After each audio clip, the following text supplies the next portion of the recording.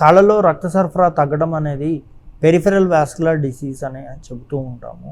ఈ peripheral vascular డిసీజెస్కి రకరకాల కారణాలు ఉంటాయి.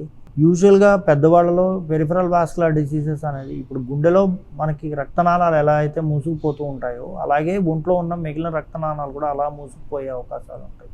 కాళ్ళలో రక్తనాళాలు మూసుకుపోవచ్చు, చేతిలో రక్తనాళాలు మూసుకుపోవచ్చు, అలాగే బ్రెయిన్లో కూడా రక్తనాళాలు అనేవి మూసుకుపోవచ్చు.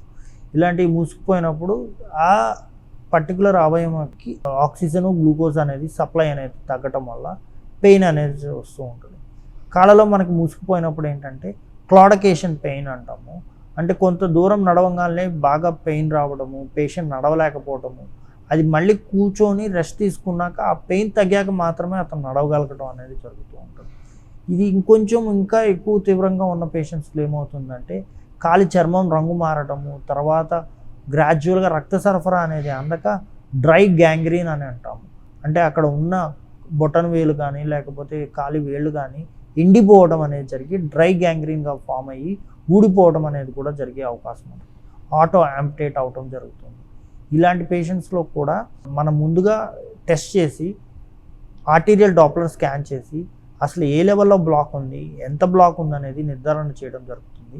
ఇంకొంతమంది పేషెంట్లో సిటీ పెరిఫెరల్ యాంజియోగ్రామ్ అనే టెస్ట్ చేసి సిటీ స్కాన్ ద్వారా ఏ లెవెల్లో ఎంత పర్సంటేజ్ బ్లాక్ ఉందనేది పూర్తిగా నిర్ధారించడం జరుగుతుంది. ఇలా నిర్ధారణ పూర్తయ్యాక కొంతమంది పేషెంట్స్లో ఎండోవాస్కులర్ స్టెంటింగ్ అనే ప్రొసీజర్ ద్వారా ఆ ఆర్టరీలో ఉన్న బ్లాక్ని స్టెంట్ చేయడం వల్ల దాని తర్వాత పాటికి రక్త సరఫరా ఇంక్రీజ్ చేయడం అనేది జరుగుతుంది. ఇది ఒక ఇంటర్వెన్షనల్గా చేసే ప్రక్రియ. దీని తర్వాత ప్రక్రియ వచ్చి పెరిఫెరల్ బైపాస్ అంటాము. దీంట్లో భాగంగా ఏంటంటే ఒక భాగం బ్లాక్ అయ్యి ఉంటే ఆ భాగం బ్లాక్ అయిన ముందు నుంచి భాగం తర్వాత వరకు బైపాస్ అనేది క్రియేట్ చేయటం కానీ లేదా బ్లాక్ అయిపోయిన దాన్ని ఓపెన్ చేసి ఎండాట్రెక్టమీ అంటే అక్కడ ఉన్న బ్లాక్ని తొలగించడం అన్నమాట. ఇలాంటి ప్రక్రియ కానీ చేసి రక్త సరఫరా అనేది మళ్ళీ ఎస్టాబ్లిష్ చేయడం అనేది జరుగుతుంది.